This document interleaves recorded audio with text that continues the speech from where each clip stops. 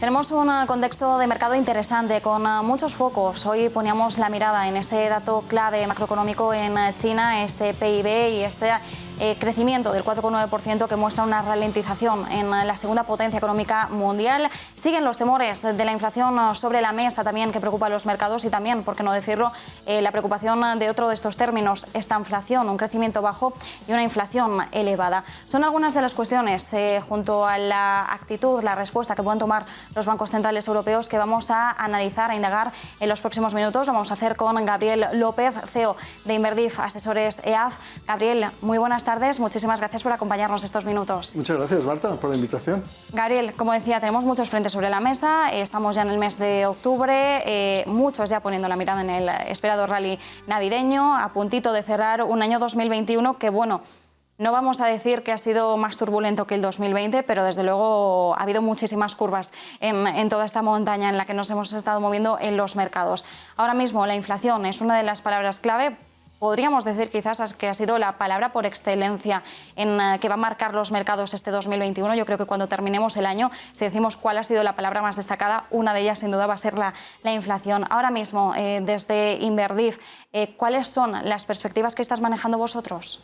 Bueno, yo creo que es cierto que es una sorpresa el tema de la inflación porque no la hemos vivido en más de 10 años y los mercados tampoco, ¿no? Y entonces adaptarse a tratar de ver cómo va a estar esa inflación dentro de 6 meses, dentro de un año, es muy complicado. ¿Por qué? Porque salimos de una situación totalmente excepcional, porque hay unos cuellos de botella muy importantes en producción, en mano de obra, en oferta de ciertos materiales, y entonces eso ha hecho que suban los precios de forma puntual, pero es bastante probable que se vuelva a reajustar y normalizar todo. ¿Cuándo se va a normalizar? ¿Cuándo vamos a ver que esa inflación baja del 4% que vamos a estar a final de año hasta el 2%, que es más o menos el objetivo estándar de la mayoría de los bancos centrales, ¿no? Es muy importante y es revolucionario que la Reserva Federal ha establecido que es el 2%. El riesgo es que esté por debajo del 2 o el riesgo es que esté por encima de 2. Obviamente ahora estamos por encima de 2 y ya están preocupados de que se les vaya un poco de las manos, pero no están tan preocupados porque si pones un poco las previsiones que los miembros hacen, ellos mismos han establecido que ven la inflación otra vez volviendo al 2% a final del año que viene. Entonces, eso es la propia Reserva Federal. Y, obviamente, dentro del mercado hay diferentes puntos de vista, ¿no? Si esa inflación no va a retroceder, si va a permanecer alta, sobre todo a principios del año que viene, no solo también por los cuellos de botella que te decía ahora, sino también por los costes energéticos. Así que es complicado. Pero yo creo que lo importante, por lo menos para mí, es saber si esa inflación está creando demanda saludable, y es, yo creo, lo que está pasando, ¿no? Estamos viendo que tal vez los datos económicos que estamos viendo últimamente sí están mostrando cierto retroceso, que es normal, porque crecimos un 9% en el primer trimestre, un 7% en el segundo, y ahora más o menos un 5% en Estados Unidos, y es normal que veamos esta pequeña caída en todos los datos económicos. Lo importante es dónde se va a estabilizar una vez volvamos a la normalidad. Entonces, esa normalidad, más o menos, ¿cuándo la debemos de esperar? La debemos de esperar al final del año 22 y en el 23. Y para ese entonces, yo creo que la inflación va a estar en ese 2%, ¿no? Sí que vamos a estar preocupados, pero eso es más o menos lo que nos está diciendo el mercado de bonos. Entonces, no me preocupa tanto la inflación. Las empresas que saben ajustarse bien para establecer los precios, que mantienen sus márgenes y que pueden reflejar esta subida de la inflación en sus servicios y en sus productos, que son las grandes multinacionales, las grandes empresas que tienen una marca de identidad que las diferencia, pues ahí es donde tenemos que invertir, porque ellas son capaces de seguir vendiendo sus productos y variando los precios porque tú vas a seguir comprando esos productos. Otra inversión interesante son las materias primas, lo estamos viendo, ¿no? Las materias primas reflejan inmediatamente la subida de los costes, lo estamos viendo con el cobre, lo estamos viendo con el petróleo. Es obvio que se distorsiona un poquito por el tema del OPEP, pero en todos casos es probable que el petróleo suba hasta 90 y 100. Eso va a hacer también hacer que se desacelere un poquito la economía porque suben los costes y no todas las empresas pueden asumir los costes. Otro sector que yo creo que es bastante interesante ahora mismo es el sector financiero, ¿no? El sector financiero sale de esta crisis demostrando que está en una situación envidiable. La semana pasada se empezaron a publicar los datos de JP Morgan y de otros bancos americanos y lo que han demostrado es que están creciendo lo que son los préstamos al consumo y a los negocios, que era un tema que preocupaba, y lo que sí que ha demostrado es que hay mucha liquidez en el sistema, me ha dicho que las empresas pueden solicitar empréstitos, eso también ayuda a que el mundo empresarial coja confianza porque puede endeudarse y a unos tipos muy bajos porque todavía van a estar bajos, y después también esperamos que los resultados de las empresas en este trimestre que se van a publicar van a ser mejor de lo esperado, más o menos subiendo entre un 12 y un 15%. Esa es otra cosa clave para el año que viene, pero más o menos se espera que los beneficios empresariales suban alrededor de un 12% aquí en Europa, que hay mucho interés, y alrededor de un 8% o 6% en Estados Unidos, dependiendo de los impuestos si se aprueban o no. Muchísimas cosas sobre la mesa y yo me iba apuntando a algunos de los principales highlights, ¿no?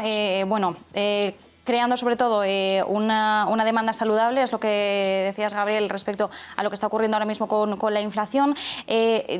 La normalidad esperada de cara a final de 2022-2023, eso es muy importante, ¿no? Ese objetivo del 2% que maneja la Reserva Federal, que lo podamos ver o que tengamos la certeza de que ya el año que viene nos llega, que parece que no, pero un año luego se pasa muy rápido, y al menos manejar el escenario de que de cara a final de 2022 ya tenemos eso. Considero que puede aportar bastante tranquilidad y calma a los mercados. Luego, oportunidades de inversión, citabas las materias primas, citabas un sector financiero que, es cierto, veíamos esos resultados la semana pasada en Wall Street, con fortaleza en los negocios de fusiones, adquisiciones, banca de inversión, banca comercial, pero hay una cosa que sí que me gustaría tocar, y es porque hemos conocido a través de una encuesta de Deutsche Bank parte del sentimiento inversor respecto a lo que pueden hacer los bancos centrales. Y ahora mismo una de las grandes expectativas, o al menos el escenario que se está manejando en estos momentos, es que los bancos centrales mantengan una política laxa durante un periodo más largo de tiempo. La pregunta es si va a ser demasiado tiempo el que van a tardar o el que van a esperar los bancos centrales a la hora de subir tipos de interés.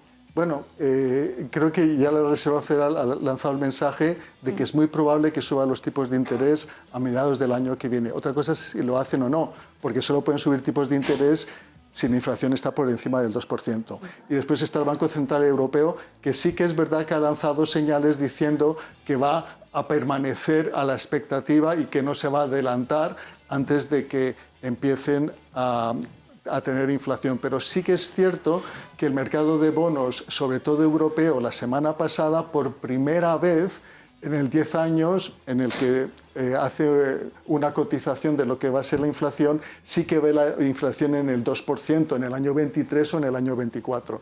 Así que sí que es conveniente este cambio de política monetaria. La señora Lagarde está haciendo un excelente papel, los alemanes están siendo muy pacientes porque ellos van a ver una inflación del 4% a final de este año. Entonces aquí la clave es que sí que es verdad que el discurso era de que la inflación iba a ser transitoria, ¿no?, en estos meses, y ahora sí que está siendo bastante persistente, pero está siendo persistente porque hay demanda y porque hay estos cuellos de botella.